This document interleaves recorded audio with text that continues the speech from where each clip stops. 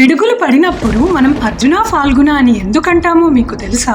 మహాభారతం ప్రకారం పాండవులు కౌరవుల చేతిలో ఓడిపోయి అరణ్యవాసానికి వెళ్లేటప్పుడు వారి ఆయుధాలను ఒక జమ్మి చెట్టు మీద దాచి వెళ్తారు. వారి అజ్ఞాతవాసం పూర్తవుతున్న సమయంలో దుర్యోధనుడు వారి జాడను తెలుసుకుని యుద్ధానికి వస్తాడు. అప్పుడు అర్జునుడు ఉత్తర కుమారి యువరాజును పిలిచి ఆ జమ్మి చెట్టు మీద ఉన్న ఆయుధాలను సేకరించుకుని రమ్మని పంపే ముందు ఒక విషయాన్ని చెబుతాడు. ఆ చెట్టు మీద ఆయుధాలకు బదులుగా క్రూరంగా ఏవైనా కనిపిస్తే నన్ను స్మరించు, అప్పుడు వెంటనే అవి ఆయుధాలుగా మారిపోతాయి అని చెబుతాడు. తరువాత యువరాజు చెట్టుపైకి ఎక్కినప్పుడు ఆయుధాలకు బదులుగా కొన్ని సర్పాలు కనిపిస్తాయి. అప్పుడు యువరాజు అర్జున ఫాల్గుణ అని అర్జునుడి పేర్లను స్మరిస్తాడు. దాంతో ఆ సర్పాలు ఆయుధాలుగా మారిపోతాయి. తరువాత అర్జునుడు తన గాంధీవంతో అందరినీ జయిస్తాడు. అందుకే మనం కూడా పిడుగులు పడినప్పుడు ధైర్యం కోసం అర్జున ఫాల్గుణ అని అర్జునుడి పేర్లను స్మరిస్తాము. ఈ వీడియో మీకు ఇన్ఫర్మేటివ్ గా అనిపిస్తే సబ్స్క్రైబ్ చేసుకుని చెప్పండి. అర్జున ఫాల్గుణ.